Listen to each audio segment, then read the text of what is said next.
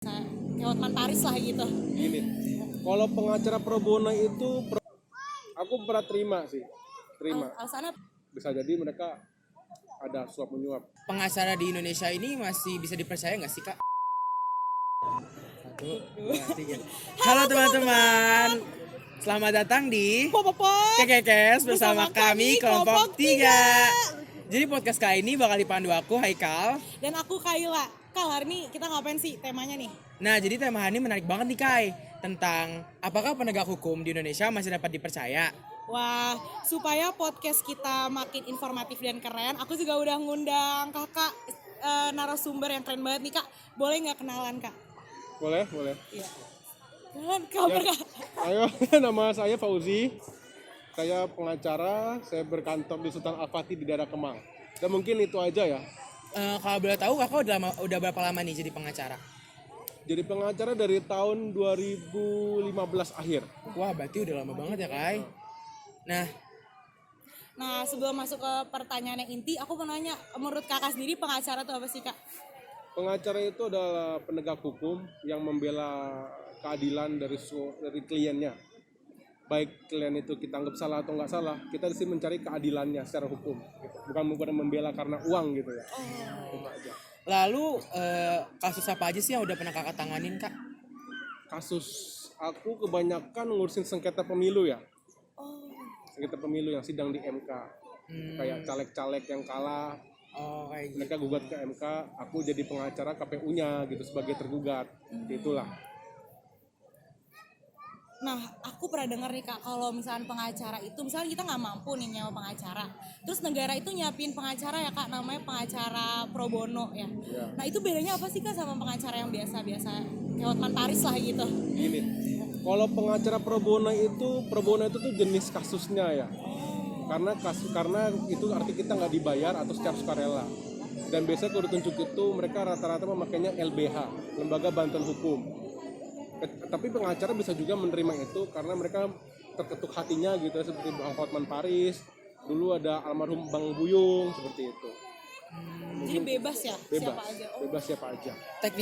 Teknisnya tuh gimana tuh, Kak? Klien yang milih sendiri atau negara langsung yang milih pengacara pro bononya buat klien? Kalau dalam hal ini negara nggak ikut campur ya, karena kalau negara itu mereka menggunakan jaksa sebagai penggugat. Tapi kalau klien yang nggak mampu itu biasanya mereka datang ke LBH langsung, atau ada pengacara yang kepo sama kasusnya, gue turun deh, gue bantu nih orang, kayaknya orang patut untuk dibantu. Kayak gitu. Berarti kayak Baradae itu ya, Kak, ya? Kalau Ya misalnya pakai bisa, pro bono itu. bisa. Nah, kan tadi kakak bilang pengacara itu nggak bela yang benar, nggak bela yang salah, jadi supaya membantu dia keluar dari masalahnya itu ya, Kak? Iya. Nah, pernah gak sih, Kak, kakak dapat klien yang ditawarin, sebenarnya itu dia salah gitu, kakak itu tetap nolak apa malah nerima? Aku pernah terima. Alasannya apa, Kak? Mungkin karena buktinya kayak kuat nih. Kita pengen tahu keadilannya seperti apa, kita pengen kebenarannya seperti apa. Dia mungkin orang salah, tapi di balik kesalahan itu ada sesuatu nggak yang disembunyikan, yang bisa kita ungkap di pengadilan, seperti itulah. Kebalikannya nih, Kak, kalau misalnya dapat klien yang udah terbukti benar, tapi hakim malah menjatuhkan hukuman yang tidak seharusnya. Menurut kakak tuh penyebabnya apa? Karena suap menyuapkah atau kurang bukti atau ada hal lain? Pertama bisa kurang bukti. Kedua, kalau bukti kita merasa sudah cukup, bisa jadi mereka ada suap menyuap. Kita nggak bisa menjudge pasti seperti itu ya, cuman itu perkiraan kita aja biasa, karena kan tahu sendiri kan di negeri kita udah bahkan kalangan awam pun udah paham lah seperti itu kan. Iya, betul. Gitu. Lalu buat ini apa? Langkah kakak selanjutnya yang kakak ambil biar buat klien kakak yang nggak dapat keadilan ini apa, Kak? Kalau begitu kita naik banding ke pengadilan tinggi. Katakanlah kita kalah di pengadilan negeri. Pengadilan negeri kan tingkat pertama. Ya. Kita kalah, kita banding ke pengadilan tinggi. Seperti itu. Kalau kalah lagi, kita bisa kasasi ke Mahkamah Agung. Banding itu tujuannya buat apa, Kak? Buat ngurangin Untuk hukuman? meringankan hukuman. Untuk meringankan hukuman klien kita. Atau bahkan mungkin menghilangkan kalau bisa. Tapi banding bisa ditolak nggak, Kak, sama kayak Bisa. hakim? Oh, bisa. Makanya kalau kita kalah atau ditolak, kita bisa naik kasasi ke Mahkamah Agung. Seperti itu. Mahkamah Agung bisa nolak. Ini Bisa kalau nolak, kita kita bisa menang, bisa kalah juga. Oh. Kalau menang alhamdulillah, kalau kalah ya sudah, ikhlas lah. Seperti itu. Terus kakak pernah nggak nih kak dapat klien pas datang kakak bilangnya A B C D, terus pas sidang ternyata pernyataannya bertolak belakang dengan semua yang dia sampaikan di awal itu. Pernah. Terus kakak lanjut ngebela apa kayak udahlah berhenti aja di sini gitu. Ya kita seadanya. Contoh kasusnya ini loh, kasus cerai. Kasus cerai. Waktu itu klien aku itu ibu-ibu, nggak bisa sebut namanya, ibu-ibu. Dia bilang ABCD lah, suaminya begini begono, makanya gue cerai ke pengadilan agama gitu kan. Pas kita adu bukti dan adu saksi, ternyata semuanya berbeda gitu. Kok begini gitu loh. Ya udah pada akhirnya klien kita kalah gitu. Berarti kayak kakak bantu udah seadanya aja lah. Iya, dan akhirnya mereka nggak jadi, dan akhirnya gugatan kita sebagai penggugat cerai itu ditolak sama hakim. Karena yang berbeda itu ya. Dan akhirnya nggak jadi cerai, kan lucu kan, gitu. Dan akhirnya klien kitanya mau banding, karena kita bilang kok gini bu, beda bu, ibu yang bilang ABCD tapi kok pas di kesaksian berbeda gitu kan. Akhirnya kita mundur gitu. Tapi dia bisa nuntut nggak kak? Kalau misalnya kalah nih, ini gara-gara pengacaranya Enggak, jadi kakak nggak bisa. karena kan udah ada klausulnya. Gitu. Kan ada klausul, ada sebab, ada akibat. Kita harus sama kooperatif, baik klien maupun pengacara sama kooperatif. Gitu. Nah, pertanyaan penutup nih kak. Jadi menurut sudut pandang kakak ini, pengacara di Indonesia ini masih bisa dipercaya nggak sih kak? Insya Allah masih lah. Alasannya apa tuh kak? Alasannya Buktinya. ya banyak, Ada buktinya nggak banyak pengacara yang benar-benar jujur, yang benar-benar ngebela. Contohnya ke Hotman Paris ya. Iya. Meskipun dia katakanlah playboy gitu, Ya, tapi dia betul. setiap ada kasus-kasus yang menyangkut orang-orang yang nggak mampu, dia mau turun tangan gitu. Jadi ternyata kesimpulannya pengacara masih bisa dipercaya ya kak? Masih dan harus lah. Jadi teman-teman, kesimpulannya ini pengacara di Indonesia masih bisa dipercaya. Oke, kayak segini aja podcast hari ini ya Kai. Iya.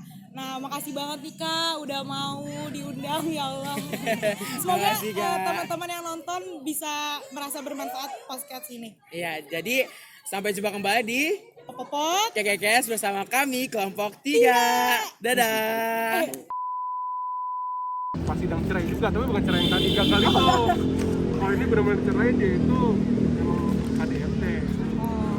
Kayak jangan gitu kok kayak Udah pas kita dengar klien aku bersaksi di sidang, udah selamat nih suaminya ya. sedih gitu ya.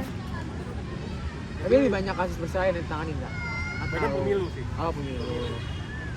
Milu kayak presiden gitu. Mereka presiden, pilkada, caleg. Itu ngapain nggak? Ya kita sidang, ya maksudnya kita kan kamu nih pasangan calon wali kota DKI atau gubernur DKI gitu kan, lawan dia nih, katanya kalian kalah, dia menang, kalian gugat ke MK, Mahkamah Konstitusi. Oh bisa. Bisa. Kalah aja. Tapi ada ininya, ada syaratnya. Oh kayak gitu yang disidangin tuh apa sih kak? Misalnya kayak Keputusan KPU-nya, penyelenggara pemilunya kan, KPU itu kan mengeluarkan surat kan ya, bahwa pasangan A ini harus bagi pemenang dengan berapa suara gitu kan. Nah itu digugat ke MK gitu untuk pembatalan. Dan kalau digugat diterima, ada dua pilihan, penghitungan suara ulang atau pilkada ulang. ya Allah, kayak gitu malah makin ribet lagi ya. Iya, maka dananya sampai miliaran kan, rawan korupsi gitu. Kalau kalah ya udah dia ikhlas. Tapi banyak juga Gi, yang kalah rata-rata masuk rumah sakit jiwa. Iya. Enggak tahu kan beritanya kan caleg-caleg gagal kan banyak masuk sakit jiwa. Habis miliaran, triliunan, tapi nggak menang. Stres banget. Iya. Itu Sunda Empire. Sudah yang bayar. Iya. Itu Sunda Empire itu si Rangga itu. Beneran? Rangga itu tadinya bekas mau caleg tadinya dia. Dulu caleg, nggak tahu kenapa, nggak tahu bener apa enggak, dia ada gangguan jiwa katanya. Bikinlah Sunda Empire. Itu yang aku dengar dari orang KPU di Bandung. Dia nggak bakal sampai kayak gitu. Oke, kalau duit lu nggak banyak dan mental lu nggak kuat, jangan coba-coba nyalek. Bikin stres doang kayaknya deh. Mending jadi lawyernya aja udah. Kalau kalah. Kalau menang kalah tuh dapat duit. Iya kan? Nggak bisa dituntut lagi. Nggak dituntut, iya. Kecuali kalau di tengah-tengah sidang kita cabut, kita apa ya namanya ya, istilahnya disersi kayak gitu, kayak nggak tanggung jawab, bisa tuntut kita. Lu udah gue bayar tapi kok nggak sampai kelar sidangnya. Meskipun gue kalah, sidangnya dampingin lah, maksudnya sidang kayak gitu. Ini tantangan kontrak juga ya. Iya, kontrak. Ada nggak sih kak kayak kasus yang kayak lama banget gitu? Lama Paling lama berapa kak? apa ya? Ini kasusnya Oh, korupsi. dan korupsi itu korupsi Itu berapa bulan? hampir 5 bulan lah di PN pusat kita tuh. Makanya yang korupsi. Ya teman-teman ya. Kita sidang kadang jam 9 pagi, jam 9 malam. Lu ngomongin apa aja, Kak? Ini pembuktian saksi sama daftar bukti ya ini. Saking banyaknya. Iya segini banyaknya tadi korupsi tuh. Dia kan kalau nggak salah ketua kayak PSSI-nya apa triathlon lah olahraga gitu kan. Jadi korupsi dana buat SEA Games 2000 berapa di sini tuh? 18. 18. Itu tahu. Nah itu dia korupsi. Korupsi sih nggak seberapa 300 juta. Cuma Berapa ya, Kak? kalau ngeliat pengalaman kita korupsi 9 triliunan tuh 3 juta tuh masuk Kecil ya. kecil aku bagi KPK ya kan. Cuman ini apa ribet kasusnya gitu. Itu kayak bener-bener sidangnya tiap hari gitu, Kak? Apa Enggak. kayak seminggu sekali? 2 minggu sekali. 2 minggu sekali? Tergantung hakimnya. Kalau misalkan sidang dilanjut besok atau minggu depan, Berarti tuh kayak sidang tuh yang nentuin hakim. Ini mau Iya. lanjut kapan tuh terserah karena hakim. sidang hari ini ditunda dan lanjut lagi tanggal segini ya. Nah, kalau alasan ditunda tuh kenapa, Kak? Apa udah nggak kondusif? Udah nggak kondusif pertama, kedua emang udah kelamaan juga baru kondusif itu doang. Karena kan nggak mungkin sidang 1 kali selesai. Minimal aja 4 kali 5 kali sidang lah baru selesai. Cerai aja 3 kali. Minimal banget. Tapi ada nggak yang sekali doang Kak langsung kelar? Ada sidang tilang. Oh. Sidang yang kayak 2 menit deh. Kayaknya itu 2 Bener menit doang sih. langsung doang. Kalau bayar kasih ampul bayar udah kelar. Kelar sidang udah. Bener juga sih. Iya kan? Nggak ada minimal banget itu 3. Minimal banget itu 3. Cerai itu, cerai. Karena kan mesti ada pembacaan gugatan, Oh iya. pembacaan jawaban dari tergugat, habis itu pembuktian alat bukti sama saksi, habis itu selesai putusan. Ya ini pengacara aja kan. Pernah nggak Kak, kayak dapet klien yang kayak pengacara ini musuh Kakak gitu, jadi kayak sengit banget, kayak sampai emosi banget gitu loh. Musuh sih enggak ya, cuman Gedek. sama KPU itu gedek karena dia lembaga negara, lu gue bayar pakai BBN ya gitu kan, lu kerja yang benar gitu kan, jadi biar tanggung jawab kita ada lebih gitu loh. Ya kita digaji pakai BBN gitu kan, tapi udah mati ya mau korupsi aja bos gitu kan. Suka fake gitu Kak maksudnya. Di depan media mereka sok iye, tapi di belakang media mah ini Iya. gitu. Kakak pernah nggak tuh dapet yang kayak ini gitu? Pernah sih, Pernah. tapi aku balikin lagi sih. Waktu itu aku jadi apa lawyer calon bupati di daerah Patawang di Palembang. Jauh banget. Iya. Dia dari Golkar kan, aku di hire, kantor aku di hire gitu kan. Jadi 6 bulan stay di sana. Dan Cuma gara-gara itu doang. dari proses kampanye sampai sidang di MK gitu kan. Berarti kayak kalau orang pemilu tuh nggak segampang itu ya Kak? Bener-bener dari awal tuh harus benar-benar Harus di temenin atau pengacara. bahkan dia daftar ke KPU pun Harus kadang bisa ada sengketa juga, misalkan ijazahnya palsu lah gitu kan, hasil tes medisnya palsu gitu kan. Tapi pernah nggak ada kasus kayak gitu? Yang kayak Banyak. kegap.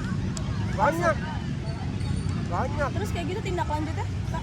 Atau dia dihakimi kah? Atau enggak langsung mau dia mundur? harus Mundur. gugur kayak calon wali kota di mana Kupang tuh kalau nggak salah, dia tuh punya 2 WN warga negaraan, warga negara Indonesia sama warga negara Amerika Serikat. Oh itu nggak boleh. Waktu 2020 kemarin tuh akhirnya dibatalin sama MK, digugur karena dia punya dua warga negaraan. Misalnya ius itu ya, ius Iya. Jadi dia orang Kupang, dia kuliah di US. Dapatlah WN sana ya kan karena nikah sama bule. Gitu kan. Tapi dia balik lagi ke sini, nyalonin gitu. Dan dia lupa WN US-nya lupa dicabut sama dia. Udah telat ya kan. Apalagi dia menang lagi kan. Oh menang nggak? Iya Langsung digugurin sama MK. Jadi yang kalah itu naik akhirnya. Udah uang. 2 warga negara doang. Emang nggak boleh, kita kan hukum kita kan begitu, kita kan nggak mengatur 2 warga negara. Di PKN diajarin kan? Ya, ius-iusan. Iya. Berarti Kakak paling jauh kerja kemana Kak? Kasus atau paling jauh kemana Kak? Palembang, Bali, Bali. pemilu semua, banyak kan? Ngedampingin KPU atau ngedampingin calon gitu. Buat ngepantau, ini ada boleh campaign nggak, bagi-bagi amplop nggak nih pas kampanye. Bisa kayak gitu. Kan bisa gitu kak. Misalkan aku lawyernya Pak calon A, misalkan kamu lawyer calon B gitu kan.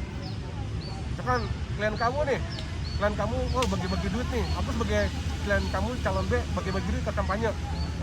Aku lawyer calon A gugat ke pengadilan.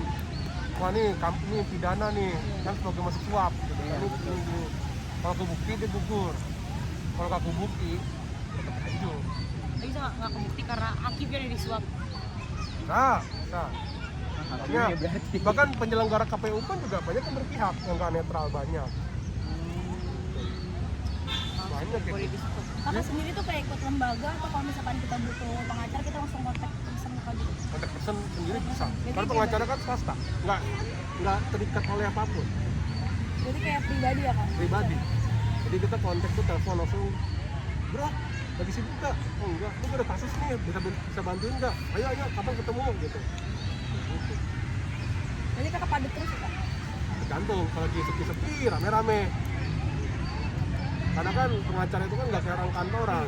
Kalau kita pengacara kan kayak dokter lah. Kalau ada pasien, ya kita ada kerjaan. Jadi kita anggapnya kayak dokter aja. Nah, dan kita tuh pasien kita. Gitu. Kita obatin sampai sembuh, ibaratnya gitulah. Sampai kasusnya kelar gitu. Kalau udah sembuh, ya udah nggak ketemu lagi. Tapi kayak gitu doang. kalau soal pengacara itu bisa ditutup nggak sih kak? Bisa sih. Maksudnya juga kalau ada kode etik. Iya, bisa. Itu bisa gara-gara apa tuh kak? Apa kayak misalkan satu pengacara yang kayak culas kah? Enggak, Tiba-tiba? ya jelas. Jadi pengacara A udah punya kasus nih. Kemudian pengacara B masuk nih, ngambil alih kasusnya tanpa si izin dari pengacara A. Sedangkan pengacara A itu belum cabut surat kuasa dari dulunya gitu kan. Kena kode etik, nggak boleh. Jadi kakak bisa nuntut dia nih. Iya. Aku bisa nuntut pengacara B ini misalkan gitu. Kedua, kalau misalkan aku menolak perkara tanpa alasan yang jelas, misalkan kamu ada masalah nih, kak buat aku dong kak, kasih enggak, aku nggak mau gitu kan. Alasannya apa? Aku nggak mau aja gitu. Oh, itu Bisa nggak boleh? lapor kode etik. Oh nggak boleh. Jadi Ya. harus jelas. Pengacara boleh menolak perkara asalkan ada alasan yang jelas. Misalkan pengacaranya nggak mampu, aduh gue nggak mampu nih, Kaila gitu, kasusnya terlalu berat, maaf, kayaknya aku nggak bisa janjiin kamu menang untuk gimana, maaf ya susah banget gitu loh. Kita tolong lain aja ya. Jadi kita mesti bisa excuse lah. Tapi kalau yang itu, Tiba-tiba nolak mendadak gitu misalkan nggak bisa. ada alasan yang nggak jelas gitu, Malas aja. iya gitu, tanpa ada alasan yang jelas gitu, dari karena kode etik. Dan pengacara pun juga nggak boleh menjanjikan kemenangan, itu bisa karena kode etik juga. Yang penting semampunya lah bela di pengadilan gitu. Masalah menang kalah itu entah emang hakimnya baik atau hakimnya butuh duit, kita nggak tahu lah. Jadi kita usaha dulu deh. Tapi banyak kok hakim baik juga. Banyak. Nggak kelihatan aja tapi. Lu nggak kelihatan aja. Iya nggak Nggak kelihatan kelihatan. aja. Kebanyakan yang kelihatan. Ternyata ini korupsi. Tapi rata-rata hakim yang baik itu hakim pengadilan agama. Taat sama Tuhan. Iya benar. Iya. Bergantung Kadang-kadang sama masih harus Tuhan. cerai. Masa orang udah cerai aja masih minta suap gitu loh. Oh, iya Tapi sih. kalau kasus di Tega banget pengadilan kayak gitu. negeri itu ya 50-50 lah, ada yang minta duit, ada yang nggak minta duit. Tapi banyak kok yang hakim yang jujur kok. Banyak. Kakak sendiri pernah kayak nanganin kasus yang kayak udah selebriti gitu nggak kak? Nah itu Berat ya? yang korupsi itu. Tapi dia bisa ngelak nggak kak pas lagi sidang? Kalau nggak korupsi gitu. Kebukti sih. Karena ada transaksi uang 335 juta kalau nggak salah. Dan akhirnya itu sempat sakit kan tuh. Di berita sempat sakit kan, dijenguk sekalian keluar sama anaknya kan. Parma. Pas sempat sakit. Astagfirullahaladzim. Kakak pernah nggak misalkan kayak pas sidang nih kakak kayak udah ngebuktiin misalnya kayak kakak tuh ngomong hal ini gitu yang bisa dipercaya sama hakim tapi tiba-tiba si klien kakak itu kayak ngebantah di luar jalur kakak gitu yang seharusnya kakak gitu pernah nggak? Di luar alur gitu. Ada, tapi bukan di pengadilan. Waktu kita, kasusnya yang aku tangani sekarang nih di kepolisian, tapi masih dengan kepolisian, penyelidikan di Polres Selatan. Kita ngomong, tolong dong Pak, penyidik ini klien kami gini-gini ditipu gitu kan sama investasi bodong. Tapi klien aku tiba-tiba di belakang aku langsung ketemu polisi langsung tanpa sepengetahuan aku, udah ngomong beda lagi gitu loh. Makanya besoknya polisi nelfon aku sama teman aku, Mas Fauzi ini gimana nih? Kok begini kliennya? Ah yang benar, kalau gini ketemulah kita. Sampai sekarang kliennya ternyata memang begitu, karena keadaannya mak lah. Oh, pantes. Terus tetap dilanjut gak? Lanjut, cuman kita agak males. Karena yang beda. Tapi karena kita itu masih ya. dalam kontrak aja, kita profesional. Cuma sebenarnya kalau dibilang malas banget. Daripada kita kode etik, lanjutin aja udah sampai kelar gitu kan. Jadi kalau kontrak itu bukan waktu ya kak, berarti kayak kakak kontraknya benar-benar sampai masalahnya kelar baru Sampai selesai. kasusnya selesai. Berarti kayak nggak ada batas waktu misalkan masalahnya bisa sampai setahun gitu nggak ada. Enggak, tergantung kasusnya. Misalnya kasusnya kelarnya, sidang kelarnya vonisnya 3 bulan, 3 bulan itu maka sampai kasus kelar lah. Mau fleksibel, mau prosesnya cepat atau lama, yang penting kontraknya segitu. Terus kalau misalkan kakak lagi nanganin kasus tuh ada klien lagi, tolak berarti kan? Enggak lah, tetap dilanjutin, karena kan sidangnya kan enggak di hari yang sama, pasti beda-beda gitu. Tapi pernah nggak kak sidang di hari yang sama gitu?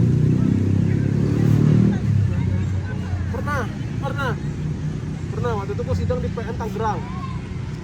Habis itu sidang langsung proses sidang jam berapa? Sudah siang, langsung ke Bogor. Boleh ganti hari nggak kalau itu nggak boleh? Bisa sih. Ngajuin hakim gitu boleh kak? Kita nggak ngomong ke pihak pengadilan ya Pak, kita ganti hari misalnya. Tapi kemarin karena masih bisa kejar, bisa kejar ke Bogor.